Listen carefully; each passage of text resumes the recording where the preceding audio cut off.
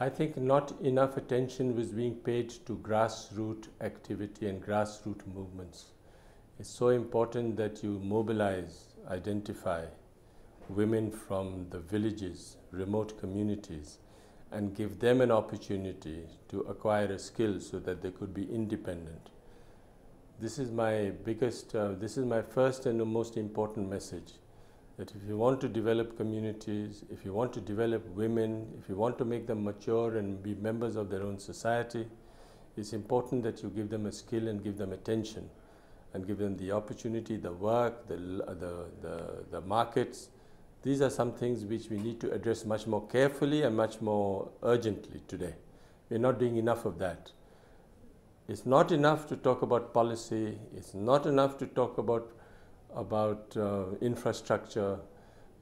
The most important area that we need to address, I think, are the village women. And the village women, if you give them the space to grow, they are incredible people.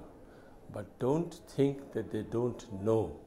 Don't take for granted that they need you in a city. That's the worst message you can give. They have survived for generations on their own. They know how to live with the environment. They know how not to exploit natural resources. They know everything. It's just that you have to recognize and respect them.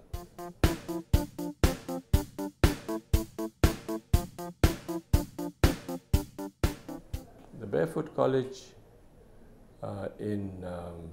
we are doing a lot of work in the Barefoot College, but the main activity that we are addressing globally is the solar electrification of villages, because lighting is one of the major expenditures of Africa. If you ask a rural family in Africa, what is the biggest expenditure? It is not education or medical, but it is lighting and food. So we are addressing the first major problem of lighting, because they have to walk for miles for kerosene. They're using candles and torch batteries, which are harmful to the environment. So if you replace it with solar, this would be a major step forward in improving the quality of life. So we are solar electrifying villages, but we are solar electrifying with a difference. We are not training people. We're not training men, for instance. We're training only women, and we're not training only women, but we're training young grandmothers who are illiterate, who have never left their village in their life.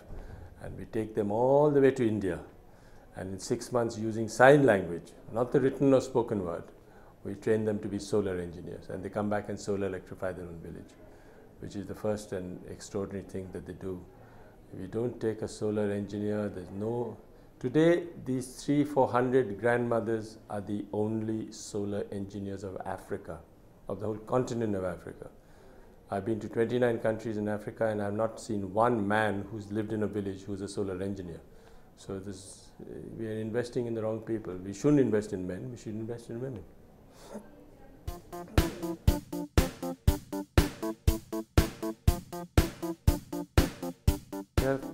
We need a mindset change, 360-degree mindset change. We need to be more grassroots. I keep on saying the fact that Mahatma Gandhi said India lives in its villages. You neglect your villages, you're neglecting the country. And unfortunately, we are neglecting the villages. We are giving them handouts instead of making them constructive members of society. And we have to let them grow on their own. Give them the space to grow. We're not giving them the space to grow. We're treating them like handouts and beneficiaries. We have to treat them like partners. So that is the main issue today, mindset change. Unfortunately, we have got very influenced by the West. But there is an indigenous model, an Indian indigenous model, which needs to be recognized. And that is not being recognized enough today.